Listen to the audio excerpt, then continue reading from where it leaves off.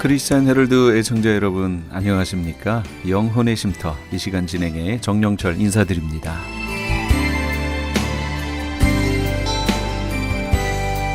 크리스찬 헤럴드는 신문을 시작으로 라디오, 이제는 공중파 채널인 18.88을 통해 텔레비전으로도 함께 하실 수 있습니다.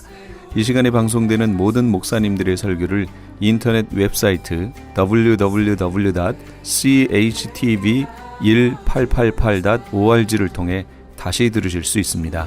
하루를 귀한 말씀과 찬양으로 마감하시는 시간 되시기 바랍니다. 이 시간에는 먼저 가스윌 연합교회 이희철 목사님께서 요한복음 12장 20절에서 26절까지의 말씀을 본문으로 주님께 영광이란 제목의 하나님의 말씀 전해주시겠습니다. 많은 은혜 되시기 바랍니다.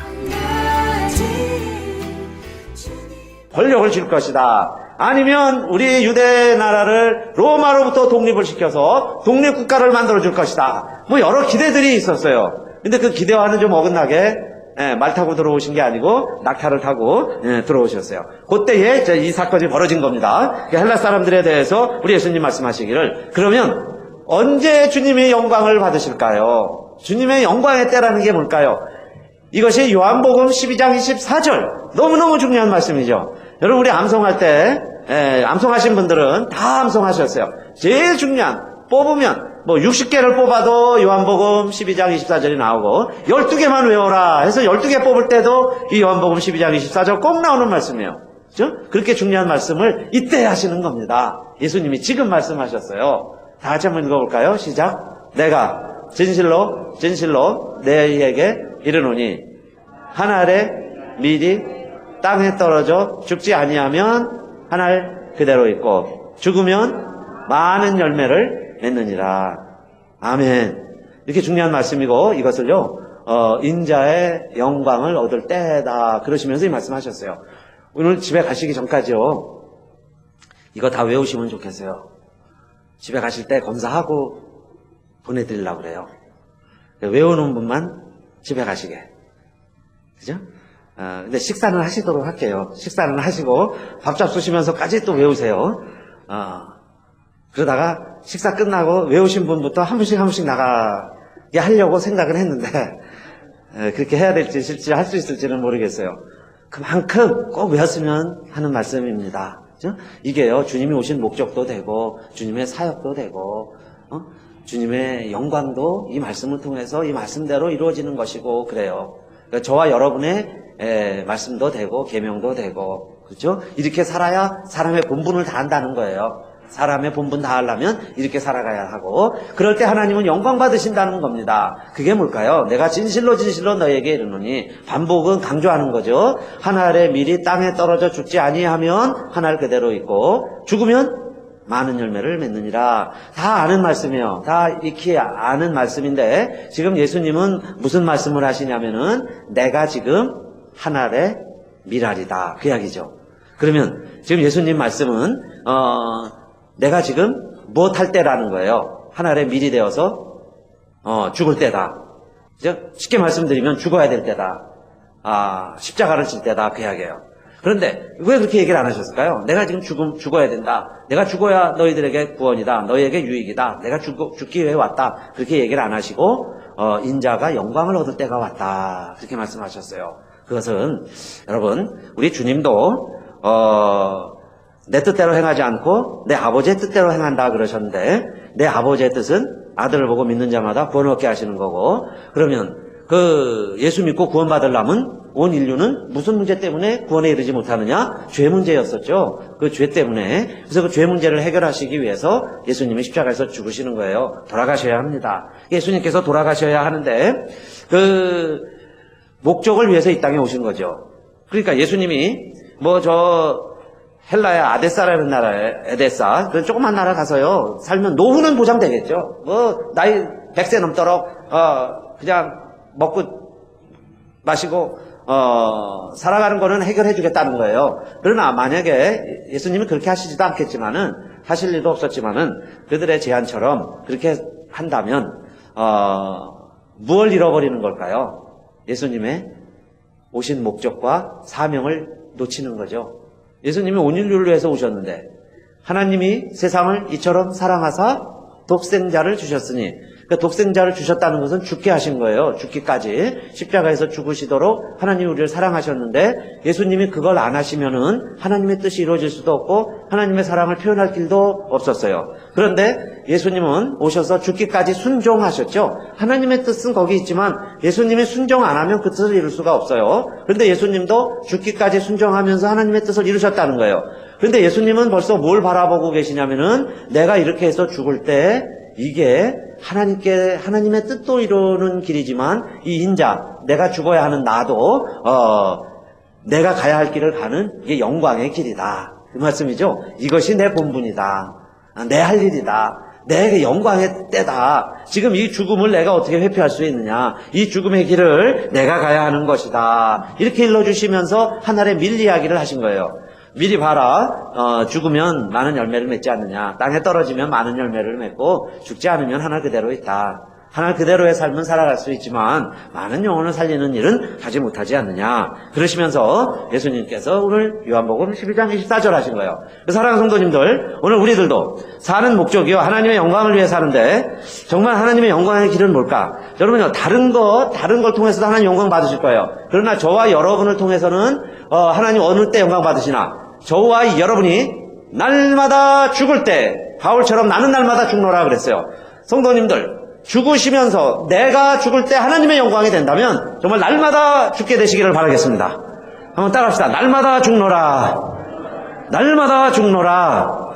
언제 여러분 우리를 정말 성도라고 볼까요? 저는 알아요. 여러분이 언제 그래도 목사답다라고 보느냐. 제가 뭘 잘할 때 그러기보다는 제가 죽을 때 그렇게 되겠죠. 참, 말싸움 잘 안 하는데, 말싸움 하다가도, 그래, 제가 진다면, 그때 속으로들 그러실 거예요. 아이고, 그래도 목사구나. 근데 제가 이겨보세요. 이겨 먹어보세요. 아이고, 똑같네. 그러실 거예요. 그죠? 사람이요, 사실은 서로 이기려고 사는데, 사람이 질 때, 진다는 게 뭐예요? 양보하는 거죠. 끝에 가면 죽는 거예요. 희생하는 거예요. 자기를 죽이는 거예요. 내가 죽을 때, 여러분, 우리 그리스도인으로서 나를 죽일 때, 하나님이 영광이 되신다는 거 믿으시기를 바라겠습니다. 내가 살아있기 때문에 우리가 짐승으로 사는 거예요. 그죠? 죽어서 재물이 돼서 교회 안에 들어와야 되는데 내가 살아있을 때 하나님 영광을 가리는 거예요. 다 보세요. 가정이건 우리 교회건 여러분 일반 사회 이웃 직장에서도 마찬가지죠. 내가 죽으면요 하나님 영광 받으세요. 야 그래도 교인이 낫구나. 언제 우리가 그 소리 듣겠어요? 교인이 다르구나. 언제 그 소리 들으시겠어요? 내가 죽을 때죠. 사실은 그게 어렵지만 또 쉬운 일이에요. 황소를 드려서 하나님 기쁘게 하려고 그랬어요. 구약시대부터. 여러분요, 소떼를 드린들 하나님이 기뻐하시고 세상 사람들이 볼 때 야 그들의 하나님 살아계시구나 그럴까요? 그것보다는 정말 우리들이 내가 양보하고 어떻게 보면요 손해도 봐야 돼요. 예수 믿는다는 것은 손해도 보고 결국은 내가 죽자고 하는데요. 내가 죽기까지 가는데 예수님이 그러시는 거예요. 내가 미랄이 돼서 죽어야 영광 누리는 거예요. 영광의 때가 왔도다. 죽을 때가 왔다. 그 이야기죠. 그래서 첫째로 주님의 영광. 주님께 영광이라는 게 뭐냐? 나도 죽어야지. 주님이 죽는 길을 회피하지 않으신 것처럼 내가 죽을 때 그 이야기입니다. 인자가 온 것은 마가복음 10장 45절에서도 예수님이 선언하셨어요. 인자에 온 것은 섬김을 받으려 함이 아니라 도리어 섬기려 하고 심지어는 어떻게 하기 위해서 오셨죠? 자기 목숨을 많은 사람의 대속물로 주려 함이니라. 예수님이 오신 목적은 자기 생명을 속전으로 주는 거예요. 몸값으로. 인지를 잡아놓고 몸값 달라고 그러죠. 그게 속전입니다. 속량물이에요. 랜섬. 속량물로 주려 함이니라 그랬습니다. 예수님은 왜 오셨느냐? 죽으러 오신 거죠. 근데 그 길을 가셔야 그게 영광의 길이죠.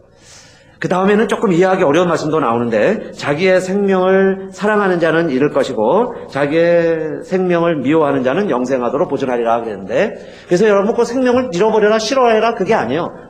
그런 자살하는 사람들이 자기 목숨 제일 싫어하는 거죠. 그렇게 하라나? 그 말씀은 아니에요. 그런데 한번 보세요. 여러분 자기 생명보다 더 가치를 두고 더 위하고 그 일을 위해서 올인하듯이 살아가는 사람들이 많이 있습니다. 우리 가끔 보면 발디산에서도요, 십족사에서 목숨 잃는 사람들이 나오죠? 위험한데 왜 가는지 모르겠어요. 그죠? 그 산에 목숨 잃을 줄 알고 왜 갑니까? 아니, 바다예요. 얼마나 위험한지 몰라요. 근데 또 바다 좋아하는 사람들 막 갑니다. 갖고요, 막 다이빙 해갖고 고기까지 잡아오는 분도 있어요. 우리 집사님, 이성원 집사님. 그죠? 우리는요, 배 한 번만 타도 멀미나 죽겠는데, 그 배 타고요, 다이빙 해갖고 막 고기도 잡아와요. 위험합니다. 그리고 실제로 막 사고도 막 나죠. 근데 왜 이렇게 하냐, 이 말이에요. 어떻게 보면은, 여러분요, 자기 좋아하는 일에 목숨 걸고 하는 거예요. 죽으려고 하는 건 아니에요. 그러나 하다 보면 죽을 수도 있는데, 막, 감당하죠. 그래서 정말 산사애들은 산정복하다 산에서 돌아가요. 그게 또 어떻게 보면 영광입니다. 그죠? 군인은요, 전쟁하다가, 싸우다가 목숨 잃는 것, 그거요, 그냥 죽는 거 아니에요. 정말 나라와 민족을 위해서 목숨 바쳐 싸우다가, 군인이 전쟁터에서 죽는 건 영예로운 길이죠. 그러니까, 목숨이 제일 중요한 게 아니다, 그 이야기예요. 근데 보통 범인들은 목숨 앞에서 두려워하는 거예요. 죽음 앞에서 두려워하더라, 그 이야기예요. 죽음 때문에 다 포기하는 거예요. 베드로도 그랬습니다. 사실은 생명이 있는데 너 죽인다고 그러는데 나 예수 믿어 어떻게 그럴 수 있을까요? 그러니까 우리가 누구나 다 죽음 앞에서 두려운 존재다, 그 이야기입니다.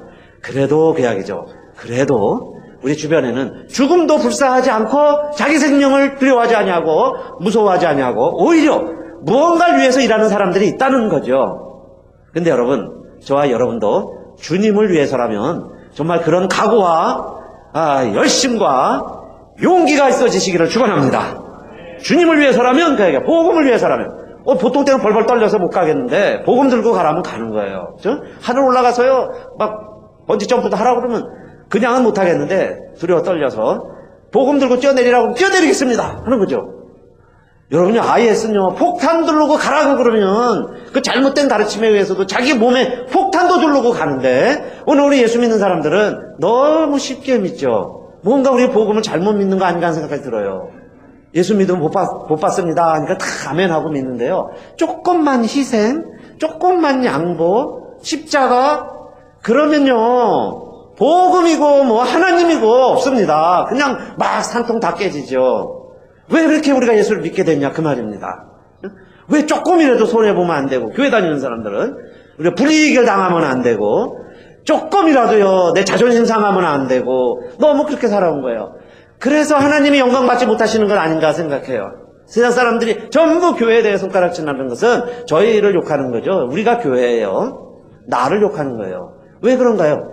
세상 사람들 앞에서 한 번도 지지를 않아요. 교회 다니는 사람들이 한 번도 양보를 안 해요. 그러니까 그들이 지면서 욕을 하는 거죠. 우리가 사실 져줘야 되는데 힘이 없어지는 게 아니죠. 우리는 내 목숨보다 더 소중한 게 있기 때문에 져줄 수 있는 거예요.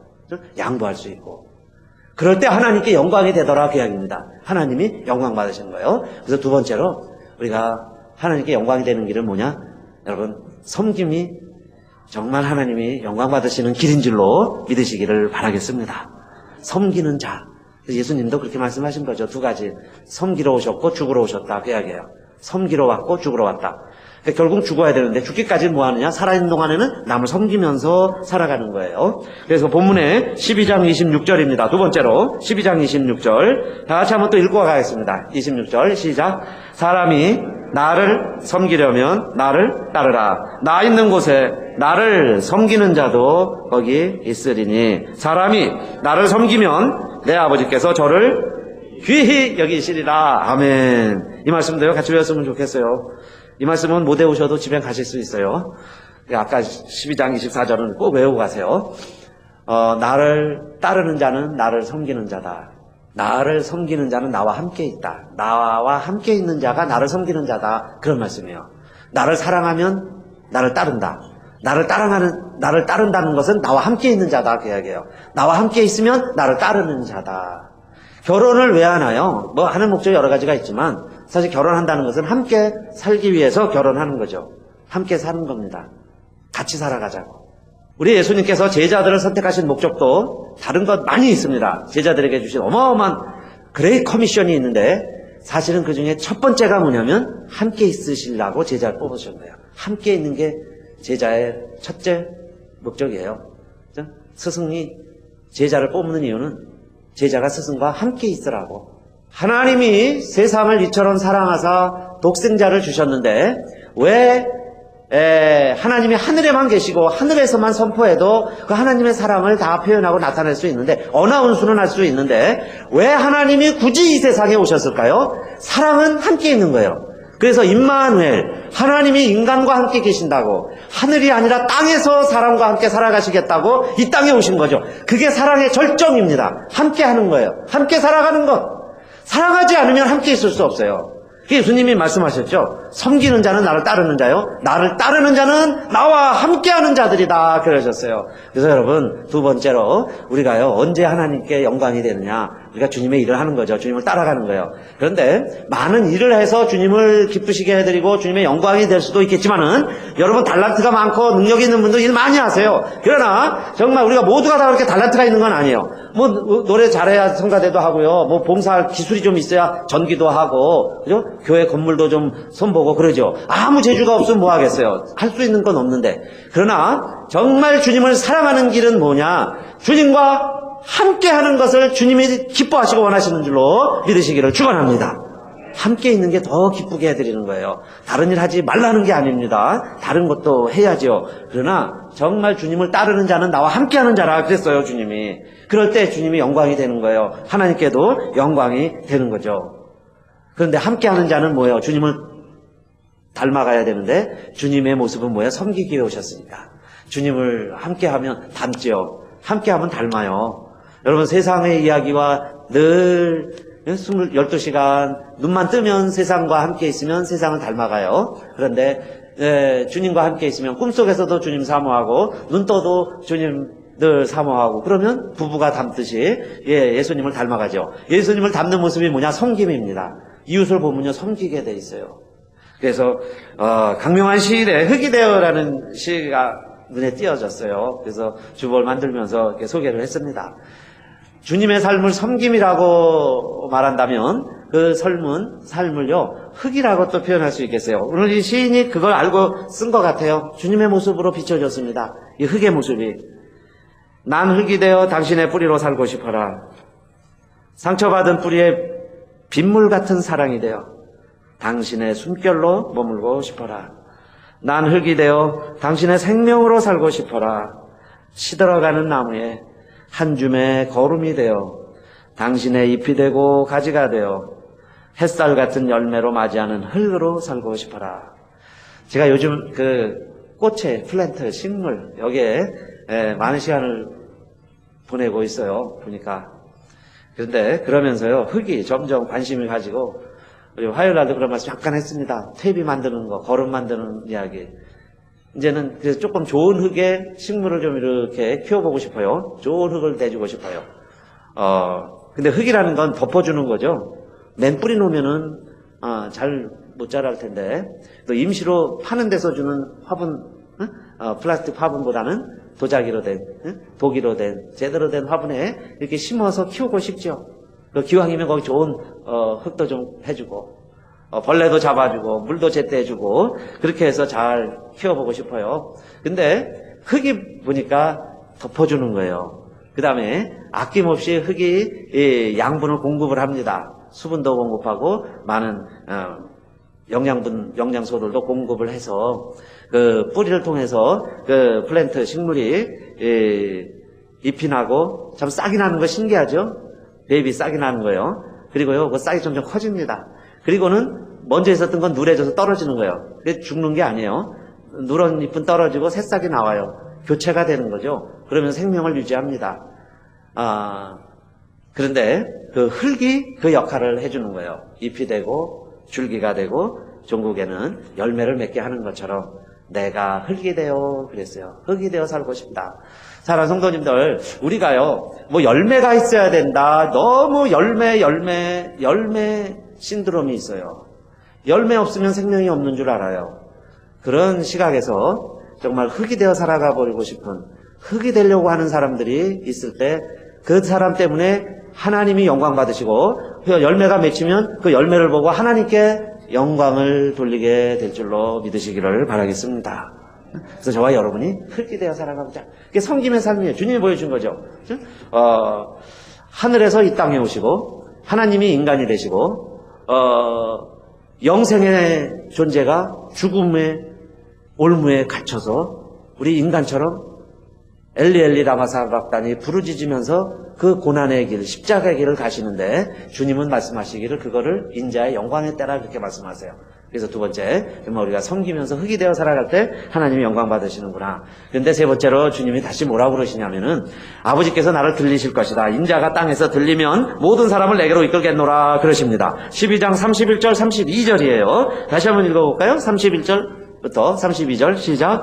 이제 이 세상에 심판이 이르렀으니 이 세상 임금이 쫓겨나리라. 내가 땅에서 들리면 모든 사람을 내게로 이끌겠노라 하시니 그랬죠. 아버지와 아들이 사막을 여행하다가 길을 잃었습니다. 사방을 아무리 둘러봐도요, 길을 잃으면 사방이 안 보여요. 특히 사막 가운데서는 그렇죠. 이런 도시라면 동서남북을 분반할 수 있을 텐데, 가도 둘러봐도 사막뿐이고 모래바람만 일어나니까 어딘지를 모르는 거예요. 그래서 어린 아들이 먼저 겁이 덜컥 났습니다. 이렇게 하다가 우리는 죽는가 보다. 그 다음에 불처럼 이글거리는 태양 밑에서 너무 갈증이 심한 거예요. 그래서 1시간 버텨내기가 힘듭니다. 정말 목이 쩍쩍 갈라질 때 있죠. 그것처럼 막 아버지와 아들이 힘든데, 그래도 아버지는 이제 아들을 위로합니다. 아들아 힘내라. 조금만 더 가면 살 길이 있다. 조금만 더 힘을 내라. 좀 더 힘을 내는데 1시간 더 가봐야 안 보여요. 몇 시간 더 가봐야 똑같은 반복입니다. 더 바람이 세지는 것 같고 희망은 안 보이고 그러는 거예요. 그러니까 아들이 정말 죽겠죠. 아버지는 걱정이 되면서도 아들에게 위로합니다. 그러다가 두 부자가 가다가요, 뭘 발견했냐면은 무덤을 봤습니다. 정말 사람이 죽어서 무덤을 만들어놨는데 그 무덤을 딱 보는 순간 아들이 얘기하는, 아버지 우리도 저렇게 되는 거죠. 우리도 이제 죽어서 누군가가 무덤 만들어 놓으면 우리도 저렇게 죽겠네요. 아들이 무덤을 보고 그렇게 얘기를 했어요. 그랬더니 아버지가 뭐라고 이야기해 줬을까요? 여러분 같으면 사랑하는 아들에게 뭐라고 이야기해 줘야 되겠어요? 그래, 우리도 저 모양 될 것이다. 그래야 될까요? 뭐라고 그러냐면, 아들아, 아니다. 무덤이 있다는 것은 요 가까이에 동네가 있다는 이야기다. 조금만 더 가면 동네가 있을 것이다. 동네가 나올 때까지 우리 조금만 더 가보자. 조금만 더 가면 물이 있을 거야. 우리를 도와줄 사람들이 있어. 반드시 마을이 있다는 증거야. 그러니 여기 무덤이 있으니까 빨리 더 가보자. 그리고 아들을 격려했다는 거예요. 여러분, 같은 무덤을 봐도 죽음을 보는 사람이 있고 희망을 보는 사람이 있습니다. 그건 우리의 선택이죠. 그런데 어떻게 하여야 우리가 정말 이렇게 희망을 볼 수 있을까요?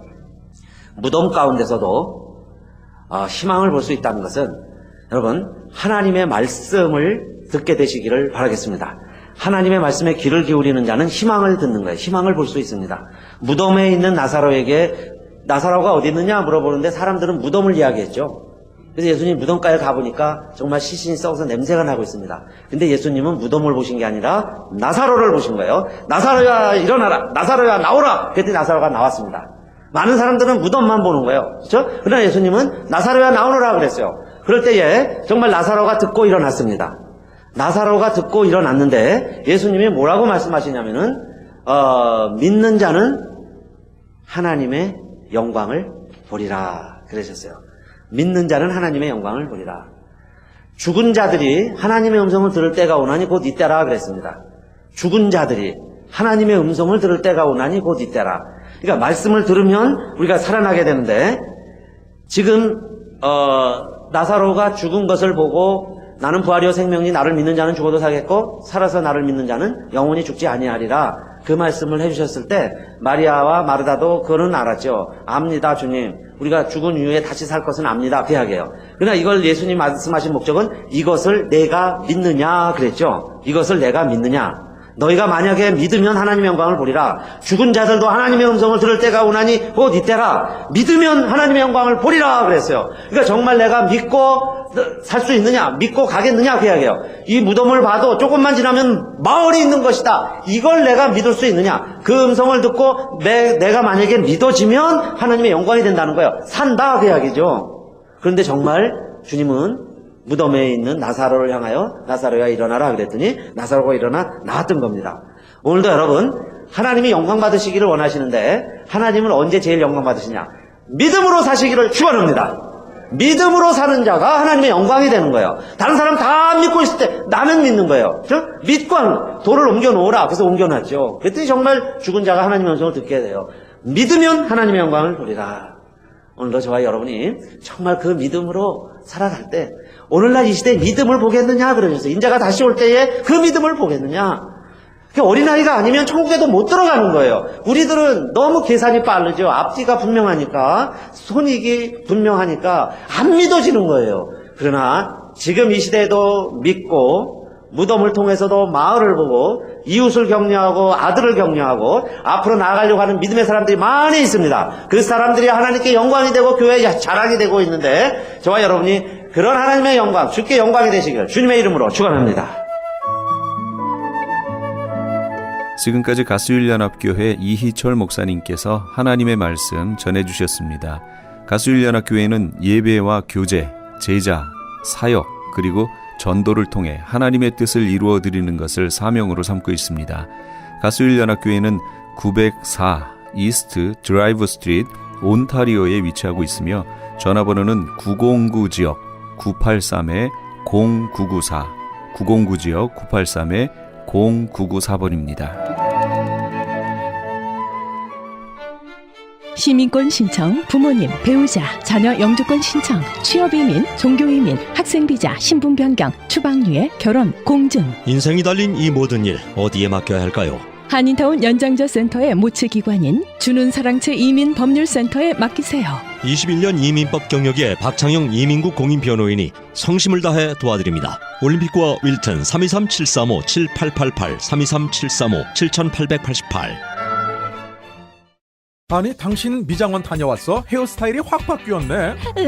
홈쇼핑 월드 차홍 고데기로 마술을 부렸지. 홈쇼핑 월드 차홍 고데기. 차홍 허니앤비 샴푸로 머리 감으면서 차홍 헤어두피 마사지를 쓰면 머릿결이 너무너무 부드러워지고 한 움큼씩 빠지던 머리카락도 눈에 띄게 덜 빠져. 차홍 고데기 너무 좋아. 그럼 그 웨이브 머리도 당연하죠. 3, 4분이면 이렇게 풍성한 웨이브 머리를 만들 수 있다고요.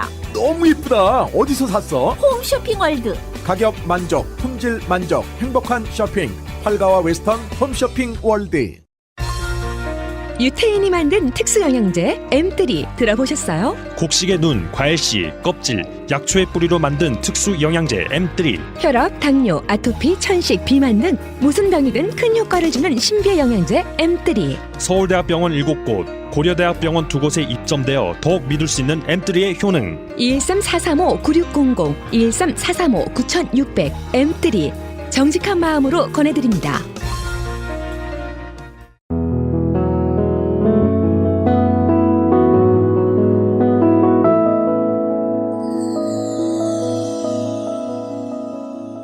지금 여러분께서는 AM 1650과 인터넷을 통해 미 전역과 전 세계로 방송되는 크리스찬 헤럴드의 영혼의 쉼터 함께하고 계십니다. 방송 시간과 설교 편성표는 크리스찬 헤럴드 신문 주간 편성표나 홈페이지 CHTV1888.org에서 확인하실 수 있습니다. 계속해서 부림장로교회 윤혁 목사님께서 시편 60편 1절에서 12절까지의 말씀을 본문으로 그리스도인의 대망이란 제목의 하나님의 말씀 전해주시겠습니다. 많은 은혜 받으시기 바랍니다.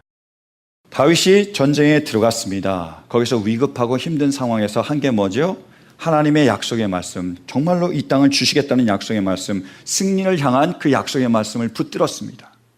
그리고 그 소망을 가지고 정말로 전쟁을 치릅니다. 그랬으니까 어떻게 됐을까요? 결과가요. 약속대로 하나님께서 이루어 주십니다. 그게 사무엘하 8장 말씀이에요. 보실까요? 사무엘하 8장 정말이죠. 자, 보시겠습니다. 시작. 그 뒤에 다윗이 블레셋 사람을 쳐서 그들을 굴복시키고 블레셋 사람의 손에서 메덱 암마를 빼앗았다. 다윗은 또 모압을 쳤다. 그는 모압 포로들을 줄을 지어 세운 다음에 그들을 땅에 엎드리게 하고 매 석줄 중에 2줄은 죽이고 1줄은 살려 주었다. 모압 사람들은 다윗의 종이 되어 그에게 조공을 바쳤다. 계속이요. 6절까지요. 롭의 아들 소바왕 하닷 에셀이 유프레티스강 유역에서 자기의 세력을 되찾으려고 출정하였을 때 다윗이 그를 치고 그에게서 기마병 1700명과 보병 2만 명을 포로로 사로잡았다. 다윗은 또 병거를 끄는 말 가운데서도 백필만 남겨놓고 나머지는 모조리 다리의 힘줄을 끊어버렸다. 다마스크에 시리아 사람들이 소바왕 하닷에스를 도우려고 군대를 보내자, 시리아가 아람입니다. 다윗은 시리아 사람 22,000명을 쳐 죽이고 시리아의 다마스쿠스에 주둔군을 두니 시리아도 다윗의 종이 되어 그에게 조공을 바쳤다. 다윗이 어느 곳으로 출전하든지 주님께서 그에게 승리를 안겨주셨다. 아멘. 이것입니다. 다윗의 이 이야기가 우리에게 감동을 주는 이유는 바로 이 이야기가 바로 우리의 이야기이기 때문입니다. 사랑하는 성도 여러분, 하나님께서는 우리에게 예수 그리스도를 내어주셨습니다. 우리가 그분을 예수 그리스도를 우리의 주님으로 영접했습니다. 어떤 일이 벌어진 거죠? 우리에게 이제 후반전이 시작이 된 겁니다. 후반전은 어떤 삶이죠? 역전의 삶이며 승리의 삶입니다. 여러분, 이러한 삶이 이미 이루어진 줄로 믿으십니까? 근데 그 역전의 삶이 뭐로부터 시작이 되는 거죠? 전쟁으로 시작이 되는 거예요. 하나님이 우리에게 주셔서 그 승리를 주시려고 하지만 사단은 가만히 있지 않습니다. 우리를 공격하는 거예요. 어떻게든 쓰러뜨리려고 합니다. 재정을 통해서, 때로는 자녀를 통해서, 때로는 우리의 가진 모든 문제를 통해서 계속 공격하는 거예요. 대표적인 게 욥의 이야기잖아요. 욥이 어떤 사람이었죠? 하나님을 경외하는 사람이었습니다. 그리고 당대의 의인이었어요. 그래서 하나님이 그를 사랑했습니다. 그리고 자랑스러워 하셨어요. 하나님의 귀한 사람이었습니다. 근데 사단이 가만히 두지 않습니다. 모함하고 참소합니다. 그래서 하나님의 허락을 받아서 욥을 공격하기 시작하는 거예요. 어떤 식으로 공격하죠? 처음에 뭐를 칩니까? 재물을 칩니다. 모든 재물을 다 가져가 버리는 거예요. 그 다음에 뭘로 치죠? 자녀를 쳐요. 7명의 아들과 3명의 아들을 쳐버립니다. 그것도 모자라 또 뭐를 칩니까? 몸을 칩니다. 질병이 생겨요. 피부병이 걸렸습니다. 기하로 박박 긁어도 그것을, 그 가려움증을 없앨 수가 없는 거예요. 그거 끝났습니까? 아니요. 자기를 끝까지 믿어주고 사랑해 줄 것 같았던 그 아내가 오히려 하나님을 저주하라 그러면서 떠나버립니다. 그리고 자기 곁에 자기를 도와줄 친구들이 와서는 오히려 무시하고 모욕하고 책망하며 네가 그래서 그렇지 라고 막 손가락질하는 거예요. 사단이 그것을 통해서 욥을 공격하며 그리고 욥을 쓰러뜨리려고 하는 겁니다. 마찬가지예요. 지금도 사단은요, 우리에게 때로는 재정을 통해서, 때로는 자녀를 통해서, 때로는 아내나 친구들 통해서, 때로는 우리의 그 모든 가진 것, 질병까지도 이용해서 우리를 쓰러뜨리려고 합니다. 여기에 맞서 싸워야 승리하는 거예요. 그럼 우리가 이 영적 전투에 어떻게 대응을 해야 됩니까? 어떻게 영적 전투를 이길 수 있죠? 우리도 다윗처럼 하나님의 말씀, 그 약속의 말씀을 붙잡아야 됩니다. 여러분, 우리에게 주신 하나님의 말씀이 있습니까? 우리가 붙잡는 하나님의 말씀이 있습니까? 우리 교회를 향한 하나님의 약속의 말씀이 뭐죠? 그게 스바냐서 3장입니다. 우리를 향한 하나님의 축복의 말씀이에요. 다시 한번 보실까요? 스바냐서 3장이요. 자, 시작. 도성 시온아 노래하여라. 이스라엘아 즐거이 외쳐라. 도성 예루살렘아 마음껏 기뻐하며 즐거워하여라. 주님께서 징벌을 그치셨다. 너의 원수를 쫓아내셨다. 이스라엘의 왕 주님께서 너와 함께 계시니 내가 다시는 화를 당할까 두려워하지 않을 것이다. 계속이요. 그날이 오면 사람들이 예루살렘에게 말할 것이다. 시온아 두려워하지 말아라. 힘없이 팔을 늘어뜨리고 있지 말아라. 주 너의 하나님이 너와 함께 계신다. 구원을 베푸실 전능하신 하나님이시다. 너를 보고서 기뻐하고 반기시고 너를 사랑으로 새롭게 해주시고 너를 보고서 노래하며 기뻐하실 것이다. 축제 때에 즐거워하듯 하실 것이다. 내가 너에게서 두려움과 슬픔을 없애고 내가 다시는 모욕을 받지 않게 하겠다. 때가 되면 너를 억누르는 자들을 내가 모두 벌하겠다. 없어진 이들을 찾아오고 흩어진 이들을 불러 모으겠다. 흩어져서 사는 그 모든 땅에서 부끄러움을 겪던 나의 백성이 칭송과 영예를 받게 하겠다. 마지막이요. 그때가 되면 내가 너희를 모으겠다. 그때 내가 너희를 고향으로 인도하겠다. 사로잡혀 갔던 이들을 너희가 보는 앞에서 데려오고 함께요. 이 땅의 모든 민족 가운데서 너희가 영예와 칭송을 받게 하겠다. 나 주가 말한다. 아멘. 여러분, 이 말씀을 하나님께서 주신 줄 믿으십니까? 이 말씀대로 이루어 주실 줄로 믿으십니까? 이 말씀을 붙잡는 거예요, 여러분. 믿음이 그것입니다. 붙잡는 거예요. 하나님이 주신 말씀을 아멘으로 받는 사람에게 하나님께서 역사하십니다.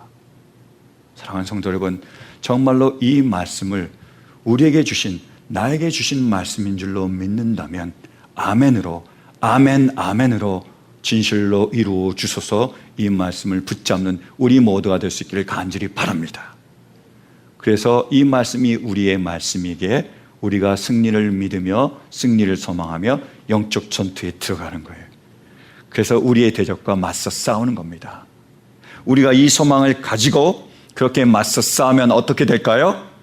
다윗처럼 우리도 승리할 줄로 믿습니다. 믿으십니까? 아멘. 그래서 마침표가 딱 찍혔으면 좋겠는데요. 현실은 그렇지 않습니다. 쉼표가 돼요. 때로는 우리가 이렇게 전쟁을 치르지만 재정적으로 더 어려워질 수가 있습니다. 그리고요, 자녀가 더 속을 썩일 수도 있어요. 질병은요, 더 악화될 수도 있습니다. 그리고요, 우리의 인간관계가 더 꼬일 수도 있고요. 그리고 신분 문제가 여전히 해결되지 않을 수도 있습니다. 그런 일이 벌어질 수 있습니다. 그러면 우리가 이렇게 묻습니다. 왜요, 하나님? 분명히 하나님께서 말씀하셨고 우리가 그 말씀을 믿었고 그 믿음이 있기에 우리가 우리의 승리를 소망했는데 재정과 자녀와 질병과 우리의 문제가 해결되기를 소망했는데 왜 하나님 우리에게 그 소망을 가지고 나아간 우리에게 그 소망이 이루어지지 않게 하십니까? 복음성가 가사 그 내용처럼 빗줄기에 바위 패이듯 나의 작은 소망이 사라지게 하십니까? 이렇게 우리가 질문할 수 있습니다. 그때 우리는 어떻게 대응해야 할까요? 그러므로 우리가 붙들어야 할 것은 그리스도인에게 있는 가장 큰 소망, 가장 완전한 소망, 가장 굳건한 소망, 바로 그리스도인의 대망입니다. 우리에게는요, 대망이 있습니다. 큰 소망이 있습니다. 그 소망이 뭐죠? 바로 천국이에요. 한번 보실까요? 말씀이요. 요한계시록 21장이요.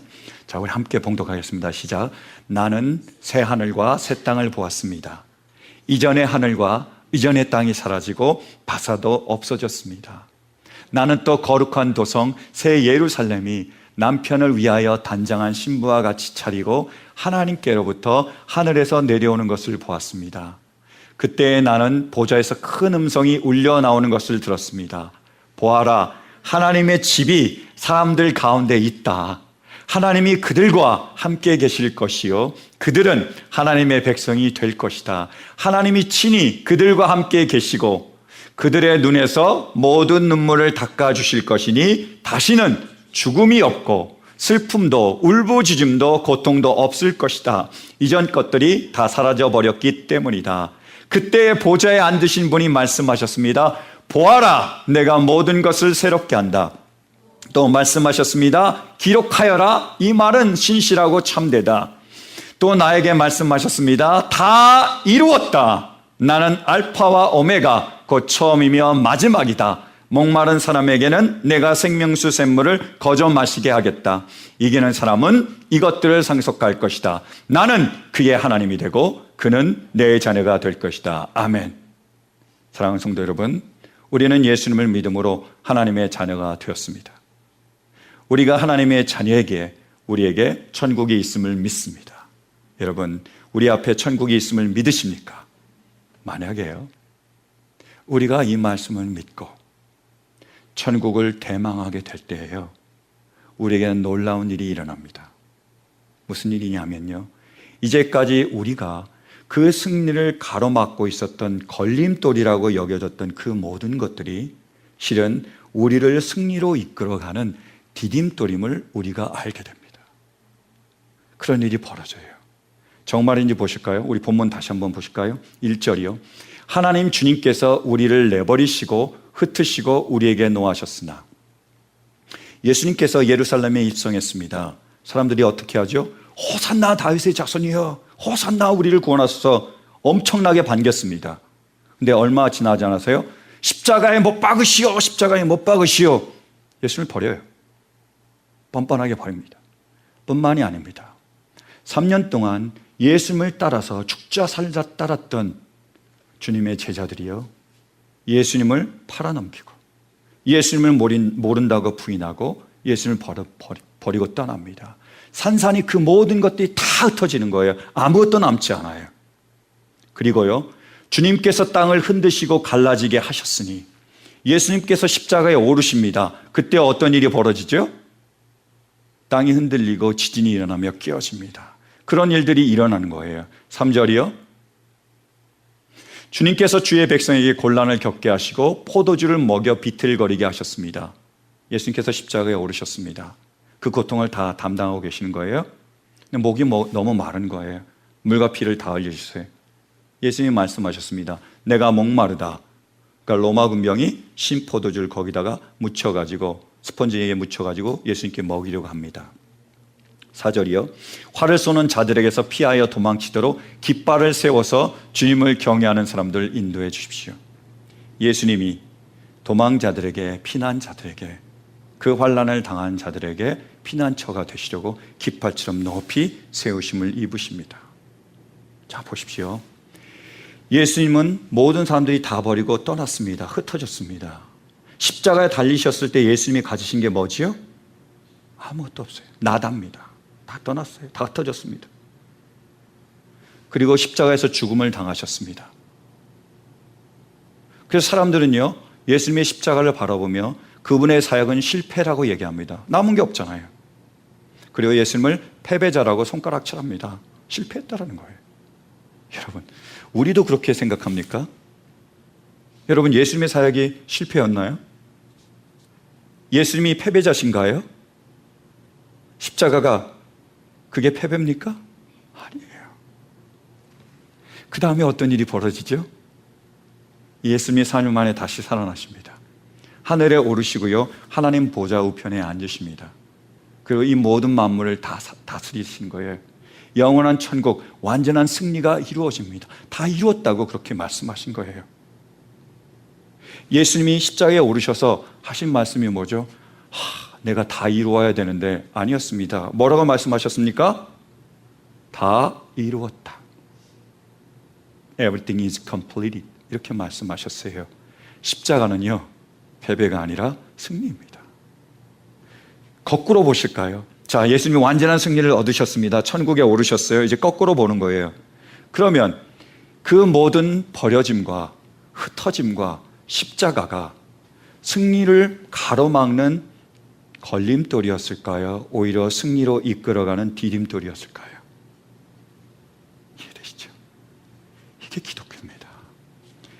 예수님이 계시기에 우리에게는 완전한 승리가 있기에, 영원한 천국이 있기에, 우리에겐 대망이 있기에, 실은 이 모든 과정들이 우리를 거기로 이끌어가는 거예요. 여러분, 우리가 예수님과 함께 후반전을 시작했어요. 승리고 역전인데요, 실은 살다 보면 그렇지 않다라니까요. 그 모든 일 가운데 재정적으로, 자녀로, 질병으로 우리가 곤란을 당할 수 있지만 우리는 그렇게 생각합니다. 사람들은 그렇게 말할지 몰라요. 너는 낭비했다. 너는 끝장이다. 너는 패배자다. 이렇게 얘기할 수 있지만 절대 그렇지 않습니다. 왜요? 우리가 갈 곳이 어디죠? 천국입니다. 굳건한 우리에게 소망이 있잖아요. 여러분, 혹시 여러분들 가운데 난 천국에 못 가, 이런 분이 계십니까? 없잖아요. 여러분, 우리 모두가 천국에 가실 줄로 믿으십니까? 그 모든 소망이, 그 모든 소유가, 그 모든 축복과 그 승리가 우리의 것임을 믿으십니까? 거기로 가고 있어요. 그게 우리의 목적지입니다. 그게 종착역이고 완전한 승리가 있습니다. 그러면 이 모든 것들은 어떤 거지요? 그 승리로 우리를 이끌어가는 과정일 뿐입니다. 그래서 우리에게는 이 모든 것들이 낭비가 아니라 투자입니다. 이 모든 것들이 끝장이 아니라니까요, 연장이에요. 그리고요, 패배가 아니라 승리입니다. 그것이 그리스도인의 삶이며 그리스도인의 역설입니다. 사랑하는 성도 여러분, 하나님께서 우리를 사랑하시기에 이 모든 것을 허락하셨음을 믿으세요? 그러므로 이 모든 것들이 우리를 그 완전한 승리로 영원한 천국으로 이끄는 하나님의 세심한 손길이심을 믿으십니까? 그것이 그리스도인의 삶입니다. 내려놓음이라는 책을 쓴 이영규 선교사님이 계세요.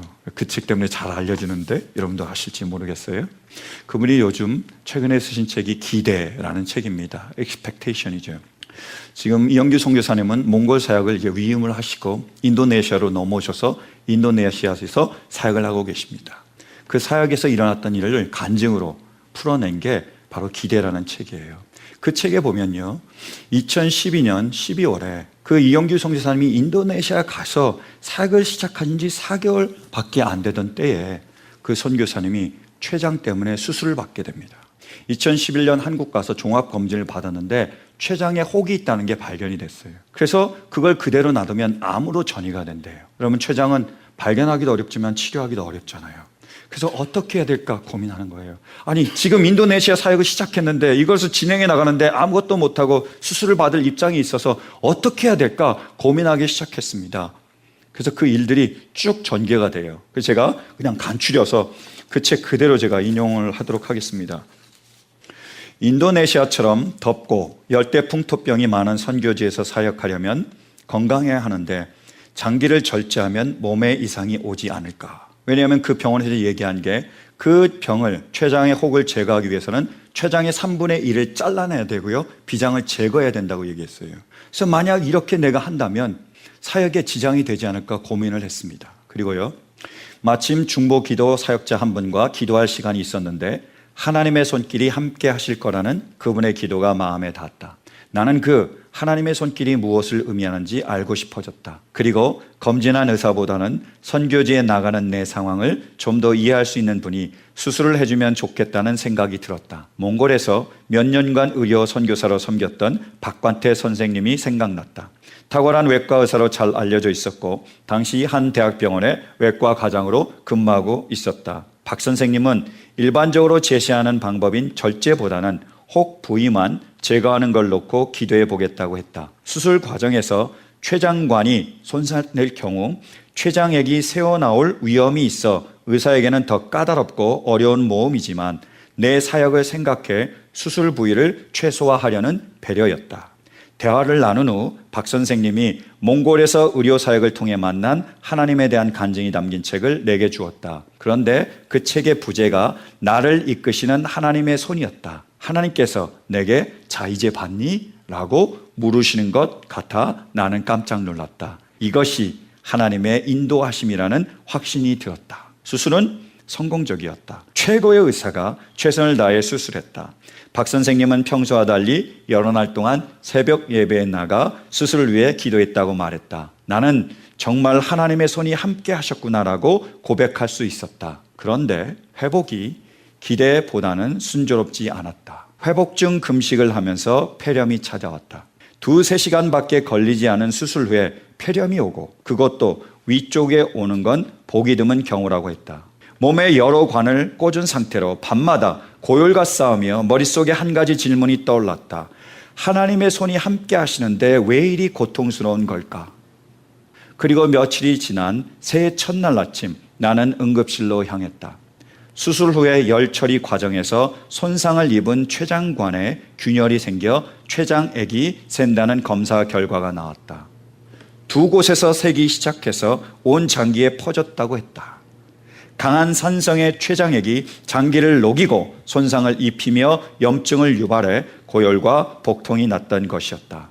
당시 그만큼 어려운 상황이었고 의료진의 표정에서 그 심각성을 약간이나마 눈치챌 수 있었다. 나는 앞으로 어떤 일이 벌어질지 알지 못하는 상황에서 그간 유지하고 있던 평안을 잃어버릴 것만 같았다. 당신의 손이 저와 함께 하신다는 말씀이 진짜인가요? 아니면 제가 잘못 유추한 건가요? 이 상황에서 제게 무엇을 원하시나요? 결국 췌장 절제가 주님이 예비하신 인도하심인가요? 수술을 하지 않고 기다릴 경우에 자연적으로 췌장관이 아물 확률은 크지 않았다. 췌장액이 상처를 계속 녹여서 아무는 걸 방해할 수 있기 때문이었다. 그럼에도 불구하고 결국 의료진은 기도 가운데 믿음을 갖고 기다려보는 쪽을 택했고 나도 그 의견을 따랐다.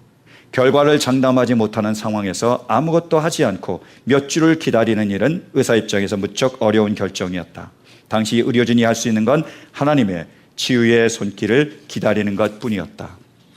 나도 고통을 이기고 금식하는 것 외에 할 수 있는 게 아무것도 없었다. 회복될 거라는 기대 없이 감내해야 하는 쉽지 않은 기다림의 시간이었다. 건강의 어려움과 생사의 갈림길 가운데서 낙담과 우울이 쉽게 찾아왔다. 그러나 시간이 지나서야 하나님께서 내게 긴 병고의 시간을 허락하신 이유를 깨달았다. 그 시간 동안 인도네시아에서 나와 함께 사역하기 위해 새로 구성된 팀들이 연합해서 기도했다. 그 과정에서 연합의 정신이 팀에 자리 잡게 되었다. 그리고 대학 사역을 위해 연합한 교회의 성도들이 내 회복을 위해서 중보하기 시작했다. 대학 사역에 미온적이었던 사람들이 진지하게 기도에 동참하면서 사역을 위한 기도가 모아지기 시작했다. 하나님께서 내 고통까지도 선을 이루는 도구로 사용하셨다. 하나님께서 가장 바쁘게 움직이실 때는 나를 묶어 놓으신 때였다. 실은 내 열심과 내 방식이 그분의 일에 방해가 되곤 했기 때문이다. 내가 병원에 있던 시간이 하나님이 가장 열심히 일하신 시간임을 나중에 깨닫게 되었다. 그리고 고난 가운데 그분을 향한 소망을 유지하는 게 얼마나 큰 축복인지를 고백하게 되었다. 2년이 시간이 지난 후에 어느 날 장모님이 내게 말씀하셨다. 내가 병원에 다시 입원하던 날에 사위를 잃게 될지 모른다는 불안감이 엄습했다고 한다. 딸과 손주들의 미래를 생각하며 마음이 심란해서 어찌할 바를 모르다가 인근의 큰 교회에 찾아가서 무작정 기도를 시작하셨다고 한다. 실은 아내의 부모님은 교회에 다니지 않으셨다. 두 분의 구원은 나와 아내의 오랜 기도 제목이었다. 그날 교회에 울면서 기도하시던 장모님은 이서방을 살려주면 교회에 나갔습니다. 이서방을 살려주기만 하면 교회에 나가겠습니다. 라고 약속하셨다고 한다. 지금은 교회에 출석하고 계신다. 하나님의 은혜는 평면적이지 않고 입체적이며 다면적으로 주어진다. 고통이 은혜가 되는 것은 그것을 통해서만 잉태되는 새로운 생명이 있기 때문이다. 사진 한 장 보여주시겠어요? 사진 거기 있나요? 네, 베이비 사진입니다. 정말로 귀엽죠? 누가 제일 좋아할 것 같은데. 자, 그 다음이요. 너무 여유 있죠? 저렇게 발베고 베고 자고 있습니다. 네, 그 아이의 얼굴 한번 보실래요? 어떠세요? 이제까지 모든 수고가, 모든 그런 어려움들이 사라지는 느낌 아닙니까? 전 이 세상에 제일 참 가장 행복한 사진, 가장 아름다운 사진이 저는 엄마 품에 자는 아기의 사진이 아닌가 생각할 때가 있습니다. 그런데 그 과정은 쉽지 않잖아요. 그죠? 아이를 낳기 위해서 어떻게 해야 되죠? 아파야 합니다. 고통을 담당해야 돼요. 그리고 해산날이 가까워질수록 그 고통은 가중이 됩니다. 이런 적이 있어요. 첫 아이를 낳을 때입니다. 우리 와이프가 그 진통제도 받지 않고 아이를 낳으려고 했습니다. 근데 하다 보니까 너무 고통스러운 거예요. 도저히 안 되겠다고 제발 에피듀럴, 그 진통제 좀 놔달라고 부탁을 했더니 너무 늦었대요. 지금 너무 안 된대요. 그 고통 가운데 낳는데 보니까 쉬운 일이 장난이 아니더라고요. 그런데요, 그리고 나서 어떤 일이 벌어지죠? 아이가 나옵니다. 그게 승리예요. 그 승리를 맛보게 되면 우리가 그 승리를 결국 누리게 될 때에 그 모든 고통들은, 그 모든 아픔들은 그 승리를 위한 새로운 생명을 잉태하고 우리를 천국으로 인도하는 그런 하나님의 과정이었음을 알게 됩니다.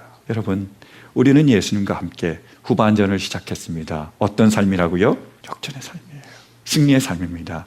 근데 쉽지가 않아요. 영적인 전투가 있습니다. 때로는요, 우리가 재정적으로 어려울 수 있고요. 때로는요, 우리의 자녀로 인해서 고통받을 수도 있습니다. 안 왔으면 좋겠지만요. 때로는요, 우리가 질병 때문에 고난받을 수도 있고요.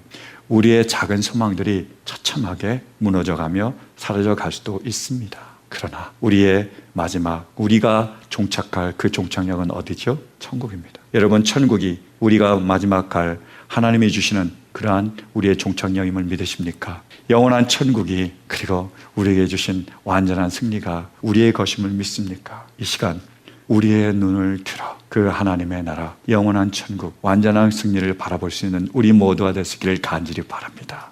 그 승리를 향해 주님의 그 깃발을 높이 들고 일어설 수 있는 우리 모두가 되시기를 간절히 바랍니다. 그리고 예수님과 함께 힘차게 그 승리를 향하여, 완전한 승리를 향하여 힘차게 나아가는 우리 모두가 되시기를 간절히 축원합니다.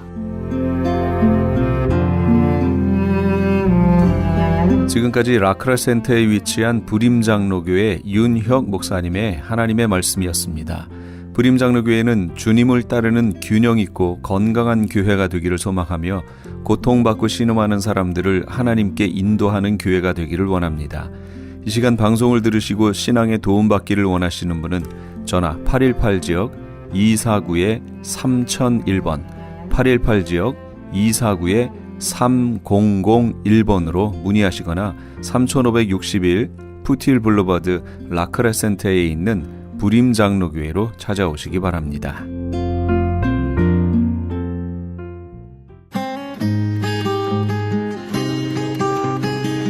교계 게시판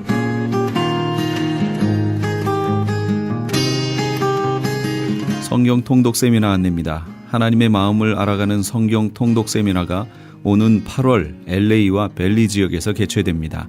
LA 지역은 8월 13일 토요일 오전 9시부터 오후 4시까지 LA 비전교회 본당에서 있으며 벨리 지역은 그 다음 주 토요일인 8월 20일 토요일 오전 9시부터 오후 4시까지 온누리 교회에서 있습니다. 세미나 강사는 온누리 교회 부목사이신 김권수 목사님이며 5시간 강의를 통해 성경 일독의 효과를 얻게 될 것입니다. 회비는 점심과 교재비로 20불이며 자세한 내용은 전화 213-434-7227 213지역 434-7227번으로 문의하시기 바랍니다. LA 한인타운에 있는 프레이즈 교회에서는 매주 주일 오후 2시와 매주 금요일 오후 7시에 요한계시록 2차 강해가 10월 말까지 진행됩니다. 이방 교회와 대체 신학으로 인해 가려진 이스라엘과는 어떠한 관계가 있는가? 우리가 왜 이스라엘을 알아야 하는가? 이스라엘을 통해 약속하신 하나님의 시간표는 어떻게 되는가 등 말세를 사는 우리들이 지켜보고 준비해야 하는 것들이 무엇이 있는지를 함께 고민하고 나누는 시간이 될 것입니다. 요한계시록 강해를 듣기 원하시는 성도님들은 2668 웨스트 피코 블루버드 피코와 캔모어가 만나는 곳에 있는 프레이즈 교회로 오시거나 전화 213-700-9833 213지역 700-9833번으로 문의하시기 바랍니다.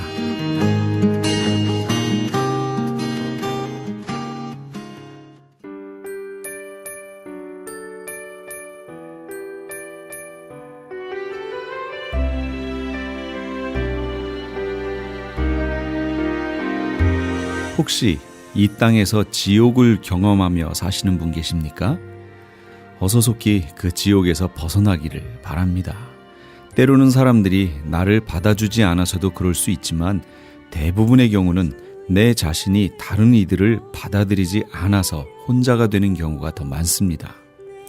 마음을 조금만 열어보면 용납하지 못할 것도 없는데 우리는 우리 자신의 이기심 때문에 마음을 열지 못하고 다른 이들을 용납하지 못합니다.